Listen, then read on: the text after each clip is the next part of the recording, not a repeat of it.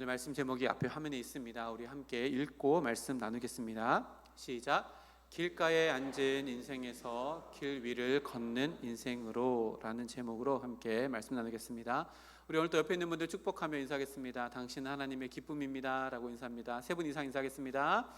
당신 하나님의 기쁨입니다. 당신 하나님의 기쁨입니다. 당신은 하나님의 기쁨입니다. 아멘. 하나님이 언제나 우리를 보고 웃어줄 수 있다면 우리도 옆에 있는 분들을 보며 웃어줄 수 있습니다. 그렇다면 우리 모두가 다 함께 주님 안에서 기쁨이 되어지고 서로에게도 기쁨이 되어지는 우리 공동체가 되어 하나님의 그 은혜가 흘러넘치는 우리 선서 중앙교회가 되기를 소망합니다. 마태복음 20장을 벌써 네 번째 살펴보고 있는데요. 오늘 마지막 부분입니다. 예수님께서 마지막으로 예루살렘으로 올라가는 길 위에서 있었던 일들, 사건들을 기록해 놓고 있습니다. 오늘 본문 앞구절에 몇 개의 사건을 보면요, 예수님께서 세 번째로 내가 고난받게 될 것이다 라고 하는 순환 예고를 세 번째로 하셨고, 곧 이어 나오는 이야기는 한 어머니가 찾아와서 자기 아들 둘을 예수님께서 왕의 자리에 올라가실 때 하나는 우편에 하나는 좌편에 하는 어리석고 무리한 요구를 하는 장면, 그리고 그 장면을 본 이후에 10 제자들이 분노를 표출한 이야기가 바로 앞구절 이야기였습니다. 큰 그림에서 보면요, 예수님은 지금 하나님의 구속의 역사를 완성해 나가는 마지막 단계라고 할 수 있는 십자가로 향해 가는 길을 걸어가고 있습니다. 너무나도 분명한 목적 그리고 분명한 걸음을 걸어가고 있는데요, 그와 함께 있는 제자들은 그 길에 대한 의미와 방향과 전혀 어울리지 않는 길을 걸어가고 있다는 것을 이 예수님께서 예루살렘으로 가는 마지막 길 위에 있는 하나하나의 사건들이 계속해서 이야기해 줍니다. 제자들은 예루살렘 행으로 걸어가고 있지만 자기네들이 걸어가고 있는 방향도 상실하고 있고, 또 그 길에 대한 의미도 완전히 깨닫지 못하고 있는 상황 가운데 있습니다. 그래서 지난주에 우리 살펴봤던 마지막 구절인 28절 말씀에 보면 예수님께서 콕 찍어서 내가 이 땅에 왜 왔는지에 대한 목적을 분명히 가르쳐 주십니다. 인자가 온 것은 섬김을 받으려 함이 아니라 도리어 섬기려 하고 자기 목숨을 많은 사람의 대속물로 주려 함이니라. 예수님은 높은 자리가 아니라 낮은 자리, 그것도 목숨을 내어 놓아야 하는 자리로 가기 위해서 이 땅 가운데 왔고 지금 그 길을 걸어가고 있다라고 분명히 말씀하십니다. 이렇게 콕 찍어서 예수님께서 말씀해 주시는 이유는 분명합니다. 제자들에게 그것을 가르쳐 주기 위함입니다. 나는 지금 높은 자리가 아니라 낮아지고 섬기고 살기 위한 자리가 아니라 죽기 위한 자리로, 내 뜻을 이루기 위한 것이 아니라 너희들이 바라는 뜻을 이루기 위한 것이 아니라 하나님의 뜻을 이루기 위해서 지금 이 길 위에 서 있고 이 길을 걸어가고 있다는 것을 제자들에게 가르쳐 주기 위해서 이렇게 말씀하십니다. 그런데 여전히 제자들은 그 길에 대한 의미를 완전히 깨닫지 못하고 있습니다.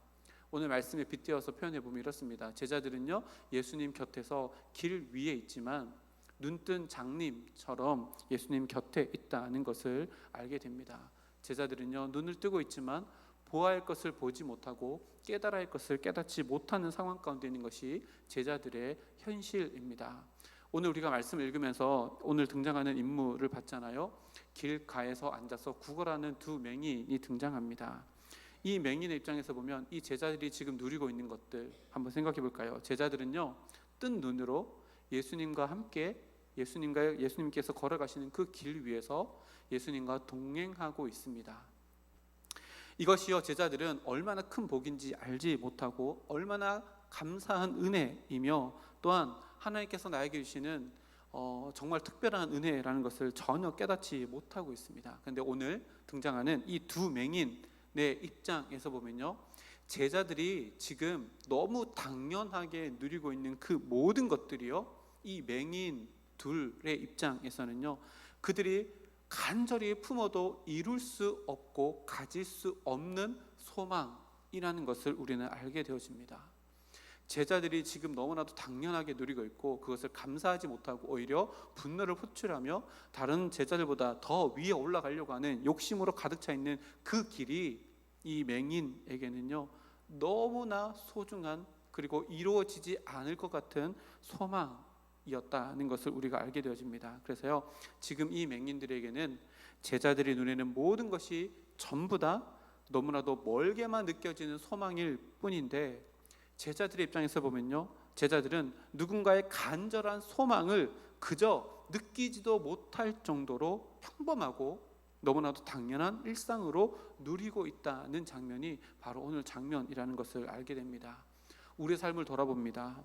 우리가 살아가는 오늘 나의 모습도요, 누군가에게는 간절한 소망이 될 수도 있는 일상이라는 것을 우리는 깨닫게 되어집니다. 보십시오. 제자들의 삶과 길가에 있었던 이 맹인들의 삶, 이 맹인들은요, 특별한 게 원하는 것이 아니라 일반 평범한 사람들의 삶을 간절히 소망하며 살지만, 그렇게 살아가는 제자들은요, 감사가 없습니다. 오히려 분노가 있고 경쟁 안에서 서로 치고받는 일들로만 가득 채워져 있다는 것을 보게 되어집니다.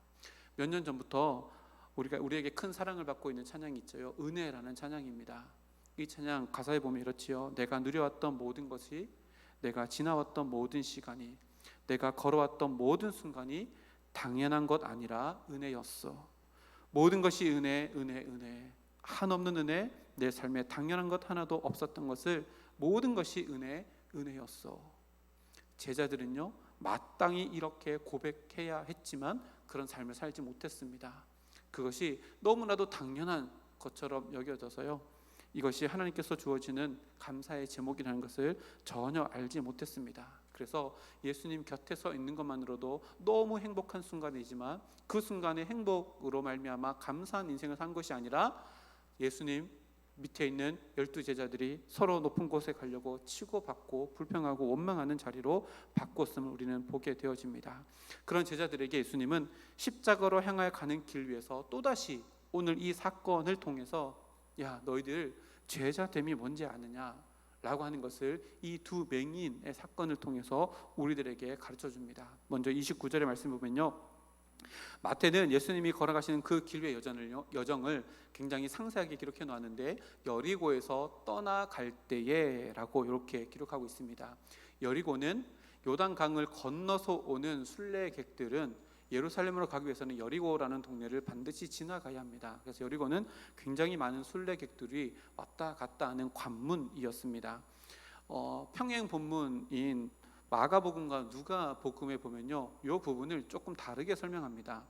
상식으로 알아놓으면 좋을 것 같아서 짚고 넘어가면 좋을 것 같은데요, 위에 있는 구절이 마태복음이고 밑에 있는 구절이 마가복음인데요, 마가복음 10장 46절의 말씀 보면 예수께서 제자들과 허다한 무리와 함께 여리고에서 나가실 때에 라고 해서, 마태와 마가는 여리고에서 나오실 때의 사건이다 라고 이렇게 기록을 하고 있고, 똑같은 기록인데 누가는 이렇게 기록하고 있습니다. 누가복음 18장 35절 말씀 보니까요, 여리고에 가까이 가셨을 때에 라고 기록합니다.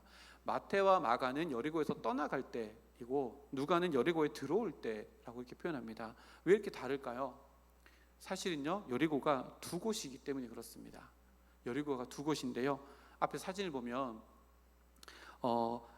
구 여리고가 있고 신 여리고가 있습니다. 안동에 가면 신시장이 있고 구시장이 따로 있거든요. 이것과 마찬가지입니다. 구 여리고는요, 구약시대 때 여리고 성이 있었던 그 곳이 구 여리고, 구약시대 때 여리고이고요, 헤롯 왕이 거기에서 1.6km 떨어진 곳의 남쪽에 새로운 여리고를 만들었는데, 거기 헤롯의 겨울 궁전이 있었습니다. 그래서 거기를 신여리고라고 했습니다. 그러니까요, 마태와 마가는 구 여리고에서 나오는 길에서 본 것이고, 누가는 신여리고로 들어가는 장면에서 봤기 때문에요, 그 두 개 사이에 있는 길에서 이 일이 있었다라고 우리가 이렇게 해석할 수 있습니다. 그래서 보세요, 여리고는 예루살렘으로 가는 순례객들이 지나가야 하는 관문이었기 때문에요, 이 맹인들에게, 즉 길가에서 구걸하는 맹인들에게 곧 있을 여리고는요, 소위 말하는 뭐예요?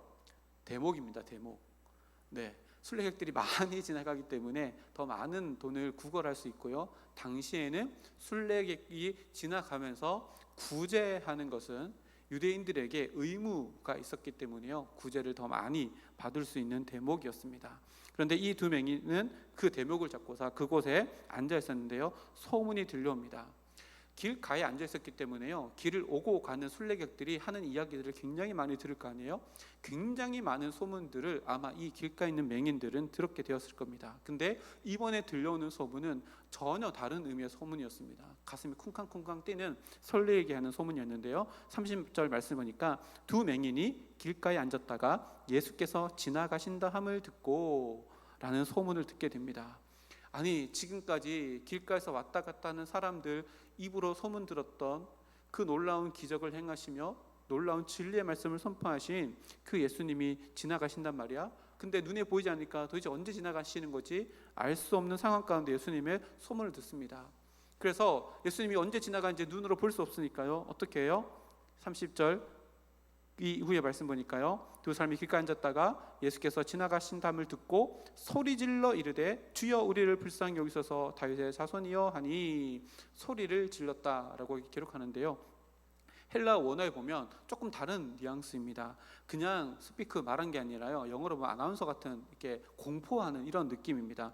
공공장소에서 소리 높여서 무엇인가를 선포한다라고 하는 의미가 요 소리 지르다인데요. 그러니까 이 두 사람은요, 원래는 구걸하기 위해서 사람들에게 저를 불쌍한 저를 도와주십시오, 구제의 의무를 다하십시오, 뭐 이러고 이제 구걸하는 사람이었는데요, 이것은 그냥 소리 지르는 것이지만 여기서 소리 진다는 것은 공포하는 겁니다. 내 안에 있는 예수님에 대한 자신의 신앙 고백을 일어서서 공적으로 선포하고 있는 것을 이야기합니다. 그래서요, 이 맹인들이 뭐라고 얘기하냐면 주라고 먼저 부릅니다. 주여라고 부릅니다. 이 주라는 단어는 그때 당시에는요, 굉장히 정치적인 이야기입니다. 퀴리오스라고 하는 단어인데, 당시에 로마 사람은 주라고 부를 수 있는 분은 로마 황제 한 사람밖에 없었습니다. 그래서 예수님을 주 퀴리오스라고 부른다는 것은요, 굉장히 정치적인 이야기이고요, 자기의 모든 것들을 바쳐 주님이 나의 왕이십니다 라고 하는 예수님의 신적 권위를 인정하며 나는 주님의 종입니다 라고 하는 고백하는 겁니다. 놀라운 고백이고요, 그 뒤에 보니까 다윗의 자손이여 라고 외치는데요, 이 고백은 철저히 유대인의 사고 안에 있는 고백입니다. 왜냐하면 유대인들은 메시아가 이 땅 가운데 오실 때 다윗의 자손으로 와서 다윗의 왕가로 다윗의 왕국을 새롭게 건설하게 될 것이다 라고 믿었기 때문에 다윗의 자손이여 라고 하는 것은 당신은 주님이실 뿐만 아니라 우리의 메시아 구원자 되십니다 라고 고백하는 겁니다. 근데 이것이요, 그냥 단순히 외치는 것이 아니라 일어서서 누가 듣든지 말든지 이것은 예수님 눈을 안 보이니까, 예수님 언제 지나갈지 모르니까 계속해서 선포하고 있는 것을 의미합니다. 그래서요, 이 제자들 이 모습과 이 제자들의 모습을 이렇게 오버랩 시켜보면요, 제자들은 예수님 곁에 있지만 예수님이 어떤 분이라는 것도 마태복음 10장에서 고백했지만 여전히 그것을 인정하지 않는 모습들로 있지만, 이 맹인들은요, 제자들과 비교되는 모습으로 지금 놀라운 고백을 하고 있다는 것을 보게 되어집니다. 여기서 잠깐 멈춰서 우리가 한 가지 생각해 볼 것이 있는데요, 이 맹인들이 이렇게 선포할 수 있었던 이유는요, 무엇 때문이에요? 소문 때문입니다. 예수님이 지나가신다는 소문 때문입니다. 소문이 힘이 있다는 것을 이야기합니다. 이게 무슨 말인가 하면요, 요즘에 가짜 뉴스들이 엄청 많이 판치잖아요.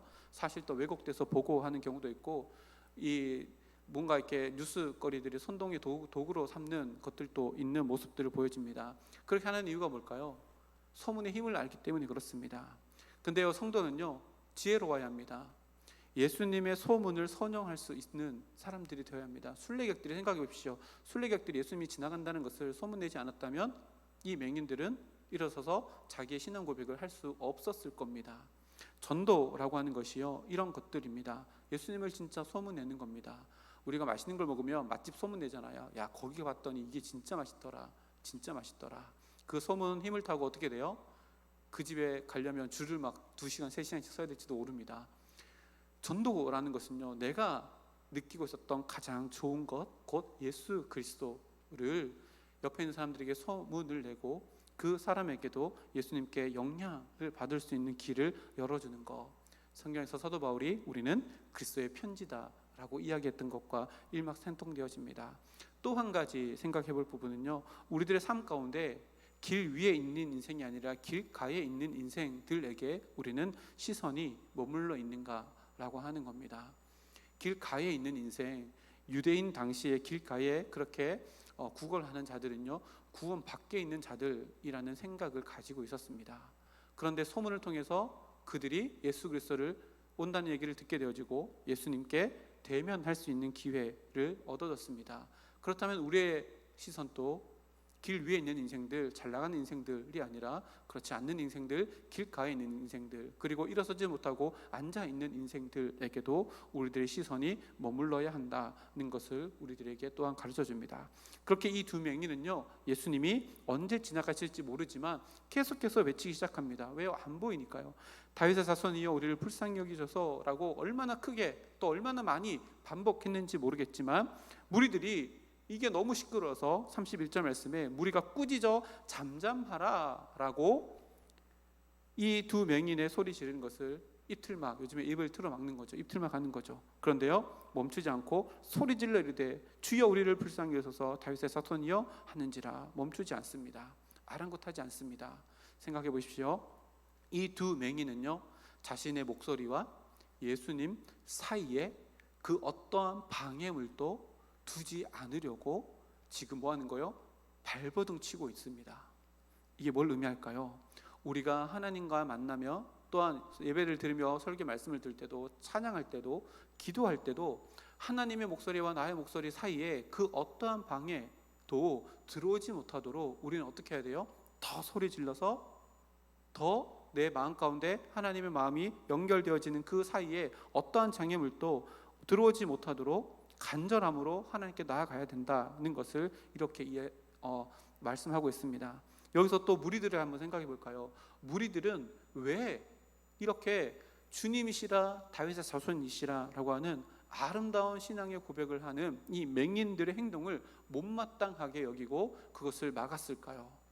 좀 전에 제가 잠깐 얘기 드렸는데요, 이 두 맹인은 성한 사람들에게는 뭐하여? 성가신 존재들입니다. 왜냐하면 그때 당시에 무엇인가 장애를 가지고 태어난다라고 하는 것은요, 애당초 하나님의 복과 거리가 멀고 구원 밖에 있는 존재들이라고 하는 선입견과 인식, 낙인 찍힘이 있었기 때문입니다. 너는 그렇게 고백해도 예수님 앞에 설 수 없는 존재라는 인식이 무리들 가운데 있었기 때문입니다. 그래서요, 이 사람들은 이 두 맹인의 행동을요, 무의미한 공해처럼 여겨졌던 겁니다. 그래서 그것을 막았었던 거지요. 우리가 가지고 있는 선입견이요, 이렇게 무섭습니다. 우리는 어떠한 선입견이 뭐냐면 어떤 대상에 대해 직접 경험하지 않은 상태에서 미리 마음속에 굳어진 고정적인 관념이나 견해를 선입견이라고 하는데요, 우리는 모두가 다 이런 선입견을 가지고 있습니다. 왜요? 우리가 살아왔던 삶에 대한 축적되어져 있는 경험 때문에 그렇습니다. 그래서 어떤 사람을 보면 3초에서 10초 오면 첫인상이 다 선입견이 생긴다고 하잖아요. 그 선입견으로 세상 사람들을 바라보며 세상을 바라보며 색안경을 가지고 있습니다. 어느 정도 다 가지고 있습니다. 그런데요, 예수님이 멈추어져서 이들을 바라봤다면 우리도 동일한 시선으로 색안경 없이 그 사람의 본질을 볼 수 있어야 한다는 것을 말하는데요, 어떻게 그럴 수 있을까요? 우리는 이미 살아오면서 우리의 인생에 축적되어져 있는 경험이라는 색안경을 가지고 있기 때문에 그렇게 살아가는 것은 쉽지 않은데 어떻게 하면 이렇게 될 수 있을까요? 쉽습니다. 근데 어렵습니다. 하나님이 나를 바라보실 때에 어떠한 선입견도 가지지 않고 나를 바라보셨다라고 하는 시선을 우리가 매일 느낀다면 우리도 동일한 시선으로 옆에 있는 사람들을 바라볼 수 있게 되어집니다. 생각해 보십시오. 만약에 하나님께서 선입견을 가지고 계셨다면 이방 여인이었던 모압 여인이었던 룻은요, 베들레헴으로 돌아올 수 없었습니다. 아니요, 돌아와도 다윗의 조상이 될 수는 없었을 겁니다. 야, 너는 이방 여인이잖아 라고 하는 선입견이 있었다면. 그러나 룻을 선입견 없이 받아주신 하나님의 시선이 나를 받아주신 하나님의 시선이라면 옆에 있는 사람도 동일하게 하나님이 바라보고 계시다면 우리는 내 안에 있는 축적되어 있는 경험이라고 하는 안경으로 볼 것이 아니라 나를 바라보시는 하나님의 시선으로 상대방을 바라본다면 우리도 동일하게 하나님의 시선에서 나와 너 우리 모두를 바라볼 수 있는 길이 열려지게 될 겁니다. 이 시선이 열려지는 것이요, 뭐 하는 거예요? 그 사람과 하나님과 그 사이에 내가 방해물이 되지 않는 유일한 방법입니다. 만약에 선입견이 있다면 그 사람을 사랑하시는 하나님의 사랑에 내가 내 선입견이 방해물이 될 수 있다는 것을 기억하시고, 이것은 어마어마한 죄라는 것을 우리는 기억해야 합니다. 그렇게 맹인들은요, 자신들을 막아서는 무리들을 꾸짖는 그 소리보다 더 큰 소리로 목 놓아서 예수님을 부르짖습니다. 그랬더니 예수님께서 그곳을 지나가시다가 멈춰 서시고 그들을 주목하십니다. 그리고 이렇게 질문하지요. 32절 말씀에 예수께서 머물러 서서 그들을 불러 이르시되 너희에게 무엇을 하여 주기를 원하느냐. 먼저 살펴볼 것은요, 머물러 서셨다는 겁니다. 자, 지금 예수님께서 어디를 향해 걸어가고 계셔요? 예수님께서 이 땅 가운데 오신 목적, 궁극적인 목적인 대속제물로 죽으시는 십자가라고 하는 엄청나게 큰 일을 향해서 걸어가고 계시는데도 불구하고 이 맹인들의 간절한 부르짖음에 그것을 연기하시고 멈추어 쓰셨다는 것이 너무나도 놀라운 장면입니다. 이렇게 예수님은요, 늘 목적지를 향해 달려가고 계시지만 언제나 그 과정 속에서 하나님의 선하심을 베푸시는 일을 연기하지도 않고요, 소홀히 하지도 않으시고 외면하지도 않으셨습니다. 예수님은 십자가로 가는 그 모든 과정까지도 풍성하게 하나님의 뜻으로 채워 나가시고 계신다는 것을 우리가 알게 되어집니다. 만약에 사랑이 목표라면요, 그 과정도 사랑이어야 한다는 것을 예수님께서 우리들에게 보여주시는 대목입니다. 예수님의 십자가는 사랑의 결정체입니다. 그 길로 걸어가시는 예수님의 모든 걸음도, 그 모든 과정도 사랑으로 채워져 있다는 것을 오늘 말씀을 통해서 우리들에게 보여줍니다. 우리 곧 하나님의 백성으로 부름받은 우리의 삶도 마찬가지입니다. 우리가 살아가는 삶의 목표가 뭐죠? 성도의 삶의 목표가 뭡니까? 하나님의 영광이잖아요. 하나님의 영광이 우리의 삶의 목표라면 그 과정이 되어지는 내 삶의 모든 순간순간들도 하나님의 영광에 걸맞는 삶의 과정으로 우리의 삶의 걸음이 옮겨져야 한다는 것을 의미합니다. 건너뛰기 해서도 안 되고요, 잘못된 방법으로 하나님의 영광을 취할 수도 없는 길입니다.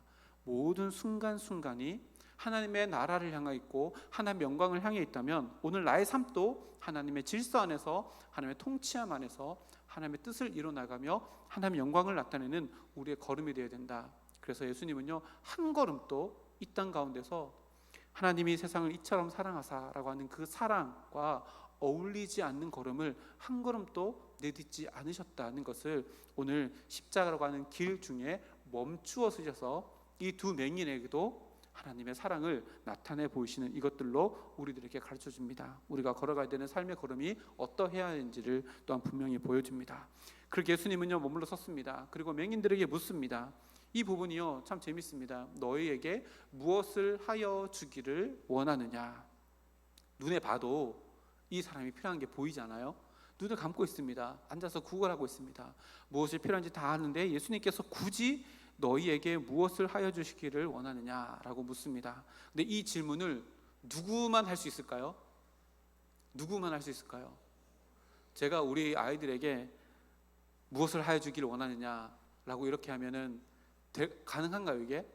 아니죠. 아버지 저 뭐 해주세요 하면은 일단 돈이 없어서도 못 할 거고, 시간 없어서도 못 할 거고, 뭘 없어서 못 할 텐데, 이렇게 말씀하실 수 있다는 것은 모든 것을 하실 수 있는 분이 너에게 질문하고 있다는 것을 이 맹인에게 가르쳐 주는 겁니다. 그래서요, 너희들이 평소에 습관적으로 구했던 그것이 아니라 너희에게 모든 것들을 다 해줄 수 있는 분에게 너희의 진짜 마음의 소원을 아뢰어라 라고 이렇게 지금 이야기하고 있는 겁니다. 그래서요, 이 맹인들은요, 평소에 습관대로 요구하는 거 있으셨습니다. 뭐예요?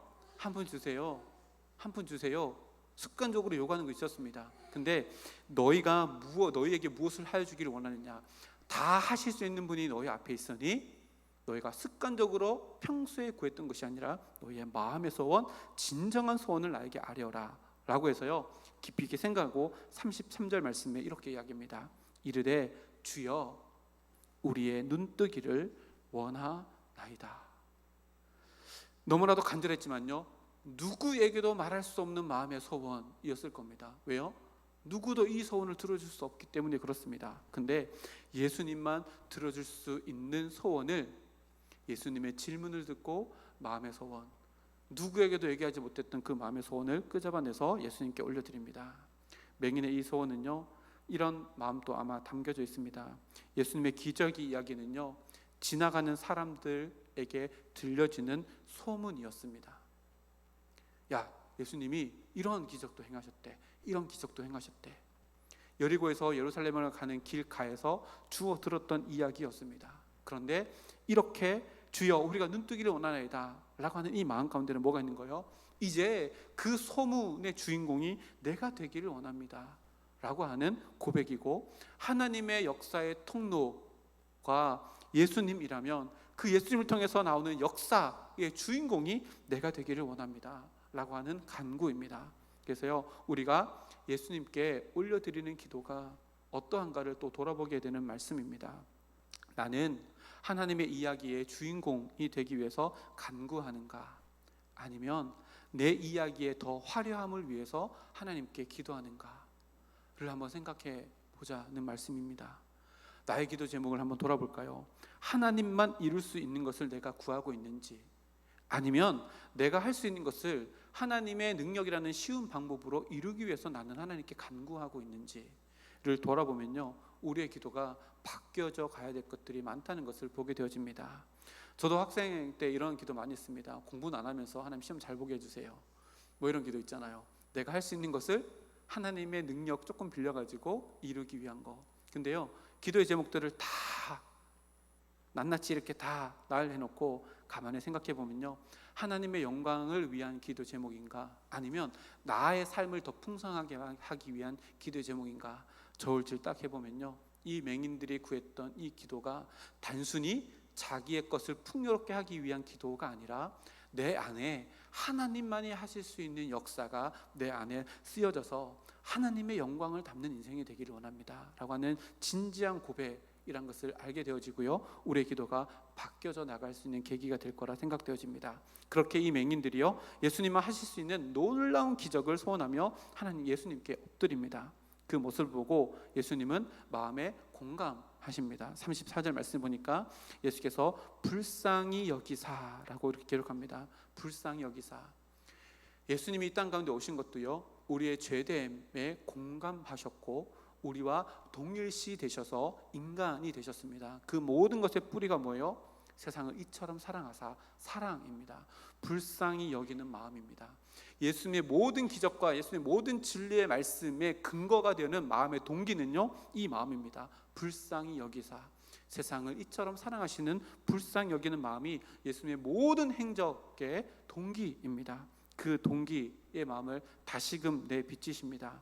우리에게 주어진 모든 일들도 하나님의 섭리 아래 있다고 우리가 고백한다면요, 나에게 주어진 모든 것들도 우리가 이렇게 고백할 수 있습니다. 아, 지금 내가 겪고 있는 이 일도 이처럼 사랑하시는 하나님의 사랑의 동기에 근거해서 나에게 주어진 하나님의 섭리라면 하나님, 이것을 내가 기쁨으로 받겠습니다, 힘들고 어렵더라도 감당하겠습니다 라고 하는 고백으로 우리는 나아갈 수 있습니다. 그리고요, 너무나도 감사한 것은 하나님께서 나에게 허락하시는 모든 것들이 다 이 사랑에 기인하고 있다면 우리는요, 변하지 않는 이 하나님 사랑에 뭘 할 수 있을까요? 기댈 수 있습니다. 그래서 너무 행복한 인생입니다. 우리는 어떤 모습이든지요, 하나님께 기댈 수 있습니다. 하나님께 나와서 하나님의 품 안에 안길 수 있습니다. 마음껏 눈물 흘릴 수 있습니다. 우리를 불쌍히 여기시는 하나님의 그 사랑이요, 변치 않기 때문에 그렇습니다. 우리가 때로는 눈이 가려진 맹인처럼 보이는 어리석음을 구해도 하나님은 우리를 받아주십니다. 우리를 안아주시고요, 그 따스한 품 안에 하나님의 온기를 느낄 수 있도록 우리를 보듬어 주시는 불쌍히 여기는 마음이 변치 않는 분이 예수님이라는 것을 오늘 말씀을 통해서 우리들에게 또 가르쳐 줍니다. 그 예수님의 사랑의 동기를 가지고 예수님은 그들을 고쳐주십니다. 34절 하반절 보니까요, 그들의 눈을 만지시니 곧 보게 되어 그들이 예수를 따르니라. 여기요, 만지시니라고 하는 기록이 있습니다. 유대인들은요, 장애인들이나 이런 사람들을 만지지 않았습니다. 왜냐하면 부정한 자라고 했기 때문에, 나도 부정해진다고 생각했기 때문에 신체 접촉을 전혀 하지 않았습니다. 아마도 이 맹인이 태어나면서부터 맹인이었다면요, 한 12살, 13살 때부터, 성인이 되었을 때부터 아마 구걸하는 자리로 나왔을 겁니다. 12살 때부터 이 맹인이 지금 몇 살인지 모르겠지만 구걸하는 내내 동전을 받으면서도 그 어떠한 사람의 신체 접촉을 통해서 사람의 온기를 느끼지 못하며 지금까지 살아왔을 겁니다. 왜요? 유대인들은요, 장애인들과 신체 접촉을 하지 않았기 때문에 그렇습니다. 그런데 그 누구의 손으로도 사람의 온기도 느껴보지 못한 이 맹인이 예수님, 창조주이신 예수님의 사랑의 손길로 창조주 하나님의 사랑의 온기를 느끼고 있는 상황이 지금 이 상황입니다. 한번 생각해 보십시오. 육신의 장애를 가지고 있었습니다. 근데 그 육신의 장애가요, 더 많은 장애를 낳습니다. 뭘까요? 마음의 장애입니다. 사람들의 외면, 사람들의 따뜻한 온기도 느끼지 못하는 마음의 장애도 느낍니다. 그리고요, 그 마음의 장애 때문에 또 아픔의 상처를 마음 가운데 가지고 살아갑니다.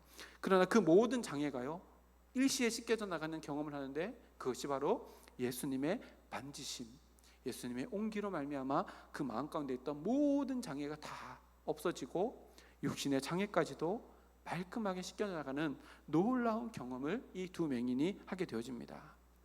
외로움의 상징이었던 그 길가의 딱딱한 자리, 그리고 아픔과 상처의 근원이었던 보지 못하는 눈동자, 차디찬 마음으로 사람들의 외면을 당하며 그것을 또 이겨내며 구걸해야 했던 그들의 메마른 외침, 그 모든 것들이요, 예수님의 따스하신 만지심의 그 온기로 말미암아 다 회복되어지는 놀라운 역사를 이 두 맹인이 경험하게 되어집니다.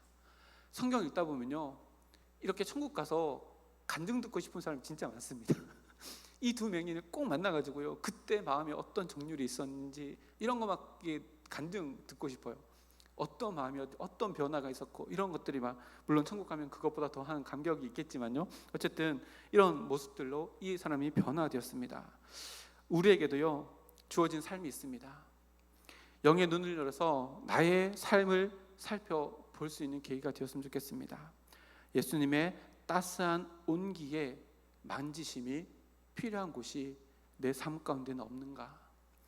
뒤틀려져 있는 내 마음의 한 구석, 차갑게 굳어져 버려 있던 내 마음의 한 구석, 너무나도 깊어진 관계의 골짜기 때문에 아파하고 상처만 남아있던 눈물의 자국이 있었던 내 마음들, 그 모든 것들도 우리 주님이 나를 만지신다면, 주님의 그 따스한 온기가 나에게 느껴진다면, 그 자리는요, 더 이상 딱딱한 마음, 아픔의 상처에 눈물이 있는 마음이 아니라 놀라운 기적의 자리가 되어지고 하나님이 함께 하시는 자리가 되어질 겁니다. 이 두 맹인이 경험했던 이 놀라운 회복이 우리 마음 가운데도, 우리 삶 가운데도 경험되어진 은혜가 있기를 주님의 이름으로 축복합니다. 그리고 마지막으로 살펴볼 본문은요, 34절 끝절 말씀인데요, 우리 앞에 빨간색 글씨만 한번 읽어볼까요? 시작. 그들이 예수를 따르니라. 아멘. 이 말씀이 오늘 말씀의 결론입니다. 이 기적의 결론입니다. 저는 이 말씀 가운데요, 굉장히 큰 도전이 일어납니다. 왜냐하면 맹인들에게 눈을 떴다는 것은요, 그들이 이룰 수 없는 소원이 이루어졌습니다. 한번 생각해 보십시오. 평생도록 눈을 감고 있는 사람이었습니다. 근데 상상으로라도 눈을 뜨는 그때를 상상하지 않았을까요? 상상으로라도, 아무도 이루어질 수 없는 꿈이지만 상상으로라도 눈 뜨는 그 순간을 아마 꿈꿨을 겁니다. 그러면 하고 싶었던 게 있을 거 아니에요. 그렇죠? 사랑하는 가족들 얼굴, 우리 아빠는 어떻게 생겼지? 우리 엄마는 어떻게 생겼지? 내 형제들은 어떻게 생겼지? 뭐 이런 것들, 지나가면서 늘 나에게 돈을 주었던 그 음성은 어떤 얼굴일까? 이런 것들, 아니면 반대로 나를 힘들게 하고 어렵게 했던 그 원수 같은 사람들 얼굴 한번 보자라고 찾아갔을 수도 있겠죠. 그렇죠? 그리고 내가 하고 싶었던 것들 막 하면서 살 수 있는 그 길로 이런 것들을 막 상상으로 할 수 있을 겁니다. 근데요, 이 두 맹인은 자기가 누구도 이루어질 수 없는 소원, 눈뜨는 소원이 이루어지고 난 이후에 곧바로 무엇을 하냐면 결단합니다. 무엇을 결단해요? 길가에 앉아 있었던 인생인데요, 집으로 돌아가는 인생이 아니라 길 위의 인생으로 살겠다. 예수님이 가시는 길이라면 나도 그 길을 걸어가는 인생을 살겠다라고 이렇게 결단합니다. 생각해 보십시오. 기도가 응답되었습니다. 기도가 응답됐다는 건 감사한 일이죠. 근데요, 영적으로 기도의 응답을 바라보면요, 우리에게 더 많은 선택의 길이 열렸다는 것을 의미합니다. 다시 말하면 기도의 응답은요, 우리가 세상 가운데로 나아갈 수 있는 더 많은 길이 열려진다는 것을 의미하기도 합니다. 생각해 보십시오. 맹인이 눈을 떴습니다. 굳이 예수님을 따라가는 길을 선택해야 됐을까요? 아니요, 수많은 길이 있습니다. 우리가 가지고 있는 기도 제목들 다 이루어지면 우리는 하나님을 따라가는 것으로 우리 인생을 결론 지을 수 있을까요? 세상의 것을 더 많이 얻고, 세상의 인기를 더 많이 얻고, 명예를 더 많이 얻고, 세상의 것을 더 많이 누리면요, 세상의 것으로 더 나아갈 수 있는 기회가 열려지게 되어집니다. 그런데 그 모든 선택 안에서 단 하나의 길인 예수님을 쫓아가기로 결단하는 이 두 맹인의 모습을 성경의 마지막 이 20장 결론으로 맺고 있습니다. 무엇을 이야기할까요? 제자들은요, 지금 동일한 그 길 위에 서 있습니다. 예수님을 따라가겠노라 결단하고 3년 전에 그렇게 예수님에 왔지만 그 첫 번째 결단이 뭐 하는 거예요? 모호해져 버려서 이제는 십자가, 예수님을 쫓아가는 것이 아니라 예수님 때문에 내가 얻을 수 있는 콩고물, 거기 부스러기 은혜에 시선이 완전히 빼앗겨 버렸고, 그 길에 대한 의미가 완전히 무색해져 버린 제자들의 모습. 그들에게 예수님이 이 두 맹인의 결단을 통해서 무엇을 보여줄까요? 너희들이 이 길을 정말로 끝까지 나를 위해서 쫓아갈 수 있겠느냐라고 질문하는 겁니다. 근데 어떻게 됐을까요? 다 아시잖아요. 십자가 지실 때, 재판 받을 때 다 도망가 버리고 자기의 길로 다 도망가 버리는 제자들의 모습입니다. 우리의 기도 제목이 다 이루어졌을 때 나는 하나님께 더 얽매이는 자유를 누릴 수 있을까? 아니면 세상 가운데 넘어갈까?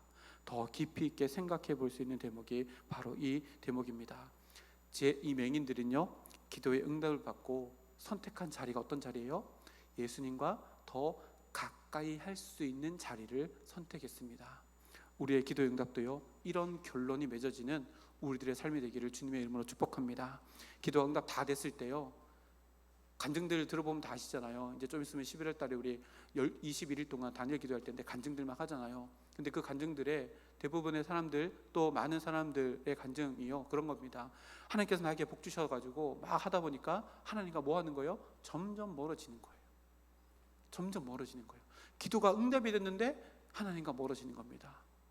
근데 오늘 맹인들은요, 기도가 응답했는데 기도를 응답해 주시는 주님께 얽매이기 위한 자유를 누리기로 결단했다라고 결론 맺어집니다. 우리들의 삶도 이렇게 결론되어졌으면 좋겠습니다. 매일매일 기도하지만 그것이 이루어질 때마다 세상 가운데 더 많이 나아갔고 나를 드러내는 인생이 아니라 주님께 얽매이며 주님께 더 가까이 나아가기로 결단하는 우리 모두가 되어서 주님 곁에서 더 많은 것들을 보고 누리며 하나님의 시선으로 하나님의 나라가 나를 통해서 이 땅 가운데 건설되어져 가는 것을 기뻐하고 하나님께 영광 올려드릴 수 있는 우리 모두가 되기를 주님의 이름으로 축복합니다. 함께